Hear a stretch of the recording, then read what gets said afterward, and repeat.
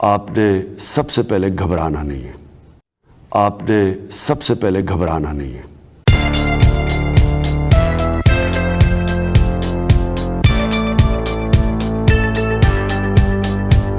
पाकिस्तान में बार बार बात की जाती है कि फौज आ जाती है और फौज हुकूमत पे कब्जा कर लेती है, लेकिन भारत में ऐसा नहीं देखा गया। उसकी क्या वजह है और किस तरह से आपकी, क्योंकि आप खुद आर्मी में रहे हैं, तो आपके ख्याल से आपकी आर्मी जो है वो बाहर कैसे रहती है सियासत से? क्योंकि हमारे यहाँ तो बार बार हमने यही देखा है कि इंटरफेरेंस होती है, और अगर नहीं होती तो फिर जैसे इमरान खान है या इवन शहबाज शरीफ साहब और कई दूसरी पार्टीज के लोग खुद बुलाते हैं कि जी न्यूट्रल ना रहिए और आइए हमें बचाइए। आपको क्या लगता है कि अगर पाकिस्तान में इस तरह से बार बार फौज ना आई होती तो क्या बेहतर होता, या ये कि जो पॉलिटिशियन है वो मुल्क नहीं संभाल पाते बल्कि फौज को ही संभालना पड़ता है? पाकिस्तान में कभी एक बड़ी स्ट्रॉन्ग पॉलिटिकल लीडरशिप रही नहीं पाकिस्तान में। जिन्ना साहब की डेथ के बाद कोई ऐसा लीडर रहा नहीं जिसके पीछे पूरी कौम खड़ी हो जाती और जिसके पीछे कौम ये कहती कि हम आप जहां रास्ता दिखाएंगे हम चलेंगे वहां पे। ना किसी की ऐसी क्रेडिबिलिटी थी। तो फिर आयूब खान साहब आ गए और ये सब लोग आ गए, आपके जनरल्स जितने भी हैं वो आ गए। एक वैक्यूम था, एक वैक्यूम था। दूसरा एक आंसर इसका ये भी है, पॉइंट नंबर 2 जो मैं देना चाहता हूं वो बड़ा अनपॉपुलर आंसर होगा। पाकिस्तान की परेशानी नहीं है सिर्फ, ये पूरे मुस्लिम वर्ल्ड में देखा गया है। आप जितनी भी मुस्लिम कंट्रीज देखिए, कोई एक आता कोई एक्सेप्शन होंगी। इवन बांग्लादेश जिसकी इतनी बातें होती हैं पाकिस्तान में, वहां पे उन्होंने जो उनके बाबा कौम थे, फादर ऑफ द नेशन थे उनके, जो शेख मुजीबुर रहमान, उनको उनकी फौज ने खुद मार दिया ना वहां पे बांग्लादेश में। टर्की में देख लीजिए, टर्की में क्या हो गया। या जो मैं मॉडर्न मुस्लिम स्टेट्स की बात कर रहा हूँ, जो अमीरात हैं जिसमें शेख है, मैं उनकी बात ही नहीं कर रहा, उनको छोड़ दीजिए आप। कहीं ना कहीं मुझे लगता है कि इस्लामिक वर्ल्ड में मुसलमानों के दिमाग में यह है कि एक कोई स्ट्रांग मैन आएगा, एक मसीहा आएगा जो सब ठीक कर देगा। एक मसीहा का कॉन्सेप्ट है। जैसे कि जो इमरान खान को भी आप देख लीजिए, इमरान खान को जो लोग चाहते हैं वो इस लेवल तक चाहते हैं कि पूछते हैं इमरान को, वो पाकिस्तान तहरीक इंसाफ, उनको लॉजिक से कोई लेना देना नहीं है आरजू जी ना। उनको आप पीटीआई वालों को समझाइए कि भाई ये 2+2=4 नहीं, इमरान खान आएगा तो 2+2=22 हो जाएगा। कैसे होगा किसी को नहीं पता, लेकिन इमरान खान को पता है, and that is more than sufficient. Pakistan में जो सिविलियन है और जो मिलिट्री डिक्टेटर, उसमें कोई फर्क नहीं है। सिविलियन की भी वही टेंडेंसी है जो मिलिट्री डिक्टेटर की है, ठीक है। जैसे कि 1970 में जो इलेक्शंस हुए थे पाकिस्तान में, उसमें जुल्फिकार अली भुट्टो हार गए थे, उसमें शेख मुजीबुर रहमान जीत गए थे। उन्होंने, भुट्टो साहब ने मुजीबुर रहमान साहब को बोला कि हम इसको प्राइम मिनिस्टर नहीं बनने देंगे। ये कैसे हैं बंगाली, ये काले काले छोटे छोटे, ये बनेंगे हमारे मुल्क के प्राइम मिनिस्टर? निकालो, दफा करो। तो वहां पे पहले ही से बंगाली नाखुश थे, उन्होंने और हथियार पकड़ लिए।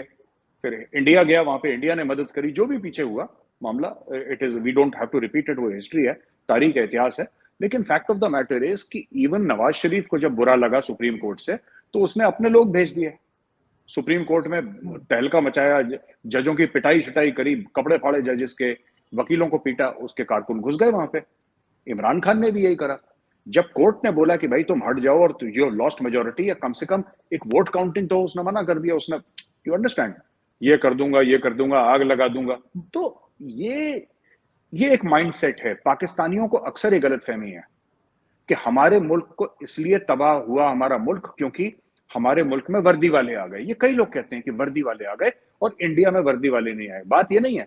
पाकिस्तान में वर्दी वालों ने डैमेज करा है, जो बिना वर्दी के थे उन्होंने भी डैमेज करा है, क्योंकि माइंडसेट दोनों का एक था। दुनिया में मोदी जी जाते हैं, सब लोग हाथों हाथ लेते हैं, क्यों? पॉलिटिकल स्टेबिलिटी है, इकोनॉमिक स्टेबिलिटी है कंट्री में। Modi ji does not go as Shri Narendra Modi ji alone.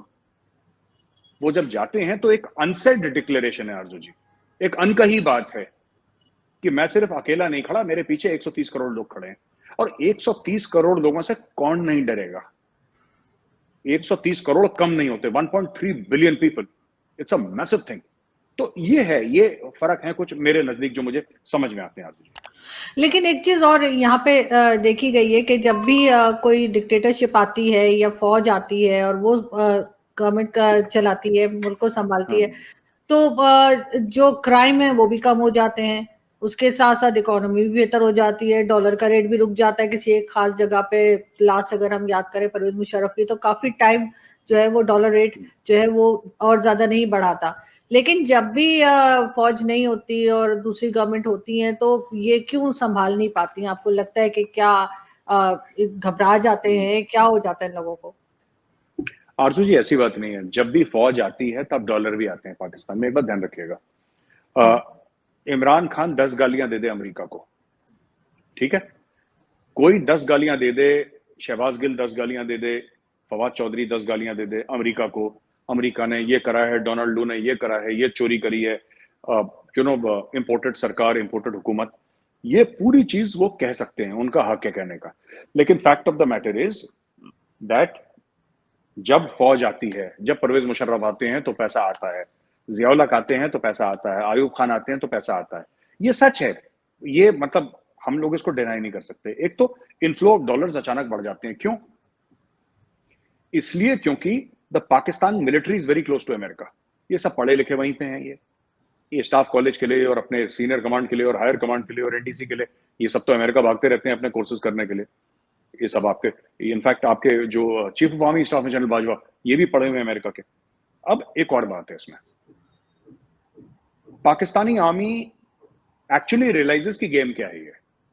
मैं अब ये बड़ा फनी केस है ये, कि जहां पे पॉलिटिशियंस को नहीं समझ में आ रहा, फौज को समझ में आ रहा। फौज को पता है गेम क्या है ये, उनको गेम समझ में आ गया, ठीक है ना।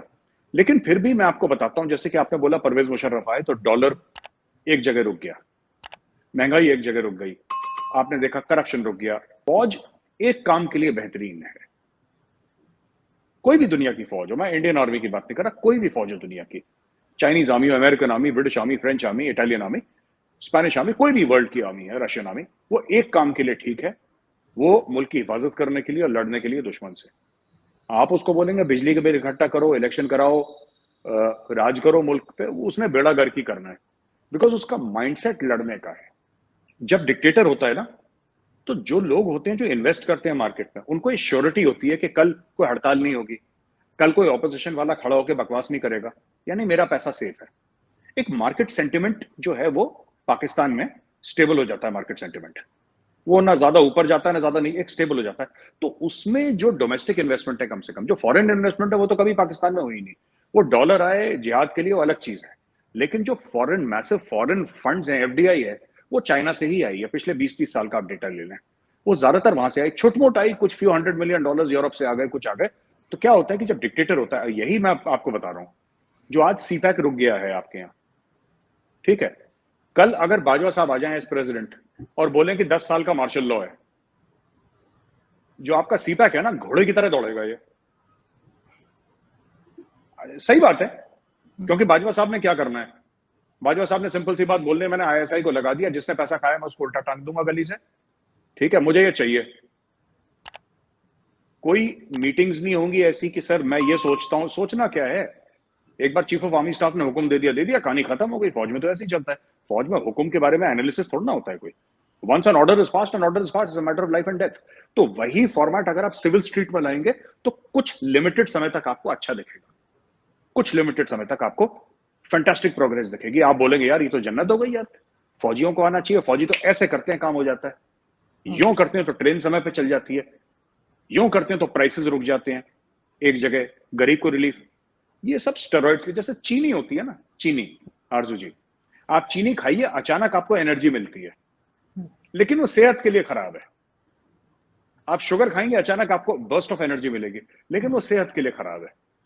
ये फौज वैसी होती है, इट इज लाइक शुगर, सेहत के लिए खराब है, लेकिन इंस्टेंट बर्स्ट ऑफ एनर्जी मिल जाती है, उसी में यूफोरिया हो जाता है कि साहब बड़ा तीर मार दिया फौजी ने। ऐसा नहीं है कुछ। लेकिन भारत में किस तरह से रोका गया है कि कभी भी फौज जो है उसको हमने नहीं देखा कि वो आई हो और कब्जा किया हो उसने हुकूमत पे। शायद कभी एक आध दफा शायद हुआ हो पहले, लेकिन मुझे नहीं याद पड़ता जहां तक मेरी मेमोरी है। तो आपका क्या ख्याल है कि कैसे रोका गया? ऐसा तो नहीं हो सकता कि आपकी फौज का दिल ना चाहता हो कि जी हम भी जो है हुकूमत करें या हम कुछ ऐसा करें। इंडिया में इसलिए भी नहीं हुआ क्योंकि इंडिपेंडेंस के बाद हमारी पॉलिटिकल लीडरशिप बड़ी स्ट्रांग थी, कैसी भी थी, जैसी भी थी, but they were ideological people, they were very very strong people. Nehru ji थे उस समय, गांधी जी भी जिंदा थे, राइट। फिर गांधी जी का निधन हो गया कुछ समय के बाद, इंतकाल हो गया उनका। Sardar Vallabhbhai Patel was one of the giants of one of the giants, and there are so many, मतलब मैं आपको नाम लूंगा तो बिल्कुल एक अलग प्रोग्राम हो जाएगा नाम लेने में, इतने नाम है। द इंडियन आर्मी, मतलब on the lighter side, but on the Indian army overall is an highly professional unit. और मैंने तो आज तक बात भी नहीं सुनी, मैंने अफवाह भी नहीं सुना, मैंने बात भी नहीं सुनी। वो अपना अब अपने अंदर लगे रहते हैं, पता नहीं क्या है उनका, है ही नहीं ऐसा कोई कि हम चढ़ जाएंगे कर लेंगे ऐसा। और India is too big also Arjun ji, आप ये भी देखिए ना, आप इतना बड़ा मुल्क है, जो मिलिट्री टेक ओवर्स होते हैं ना अक्सर छोटे मुल्कों में होते हैं, आप कभी देखिएगा। इंडिया जीत नहीं पाया, अगर कहें तो हमारी साइड का कश्मीर आप जैसे ले लेते या हम आपकी साइड का ले लेते, ऐसा कभी हो नहीं पाया। तो क्या वजह लगती है आपको कि क्यों पीछे हट जाते हैं दोनों मुल्क? नहीं, पीछे इंडिया कभी नहीं हटा अर्जुन जी, और ये लेने वेने की बात है, ये तो हो जाएगा। ये हमारे 1994 में हमारे पार्लियामेंट में, there is a this thing, properly it's this thing of parliament 1994 का कि entire Kashmir belongs to India including Gilgit Baltistan। And देखिए मैं आपको बात बताता हूँ ना कि पाकिस्तान में थोड़ी सी गलतफहमी है कि जो भी चीज करेगी फौज करेगी, क्योंकि आपके यहाँ बिजली का बिल भी फौज उठाती है ना, इलेक्शन भी फौज कराती है, तो एक कश्मीर भी फौज लेके देगी।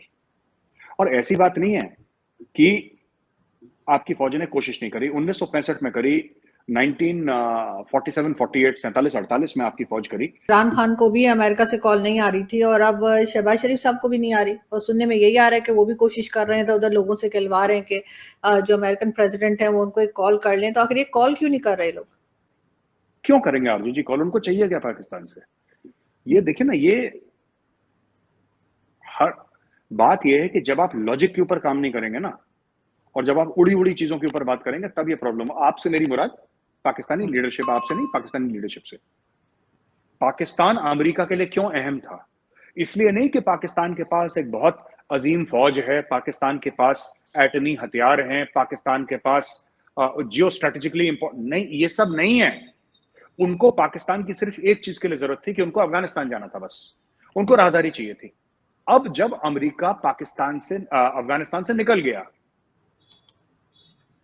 उसने बोला हमें जरूरत नहीं है, तो क्यों बात करेगा वो? किस चीज के लिए बात करेगा? बस ऐसे कि जी आ जाओ जी हमारे घर पे चाय पीने के लिए, ऐसा नहीं हो सकता है जो बाइडेन कॉल करे, पर जो बाइडेन तब कॉल करेगा शहबाज शरीफ को, इमरान खान अगर कल प्राइम मिनिस्टर बने, या कोई भी एक्स प्राइम मिनिस्टर, जब अमेरिका को कोई मतलब होगा।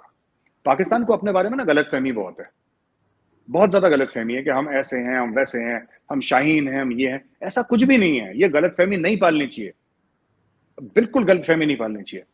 आप दुनिया को क्या देते हैं? आप ये बताइए कि हम दुनिया को ये चीज देते हैं जो और कोई नहीं देता, जो हमारी जबरदस्त है। हम दुनिया को एक चीज देते हैं, मुल्क फौज की वजह से पावरफुल नहीं होते। पाकिस्तान की सबसे बड़ी गलतफहमी है कि हमारी फौज अच्छी है, नंबर 1 है, हमारी ISI नंबर 1 है, हमारी एटमी हथियार नंबर 1 है। एंड में क्या होता है? पॉलिटिकल स्टेबिलिटी होती है, इकोनॉमिक स्टेबिलिटी होती है, ये चीज लोगों को आगे ले जाती है। अगर पाकिस्तान की फौज इतनी अजीम होती, पाकिस्तान इतना अजीम होता, तो ये ढेरों के हिसाब से फिर पाकिस्तान की लीडरशिप, गरीब आदमी तो जाएगा ही, देखो इंडिया का भी जाएगा, पाकिस्तान का भी जाएगा बाहर सिटीजनशिप लेने। आपका जो अशराफिया है वो बाहर की सिटीजनशिप क्यों ले रहा है? पाकिस्तान में आपके आर्मी चीफ्स बाहर हैं, पुराने के पुराने जितने भी आर्मी, क्यों? They don't believe. उनको लगता है कि हमने $2 अरब किसी ने चुराए। ठीक है अर्जुन जी, $2 अरब किसी ने चुरा लिया पाकिस्तान से। अब वो $2 अरब अगर यहां पे डालेगा पाकिस्तान में और डूब गए पैसे, तो कौन गारंटी देगा उसके साथ? लंदन में उनके शॉपिंग मॉल्स होंगे, लंदन में, दुबई में होंगे, जो स्टेबल जगह है। और यही रीजन है कि इंडिया में इन्वेस्टमेंट आती है, क्योंकि इंडिया स्टेबल है। और यही रीजन है कि पाकिस्तान में नहीं आती, चाइना के अलावा, क्योंकि पाकिस्तान पॉलिटिकली अनस्टेबल है।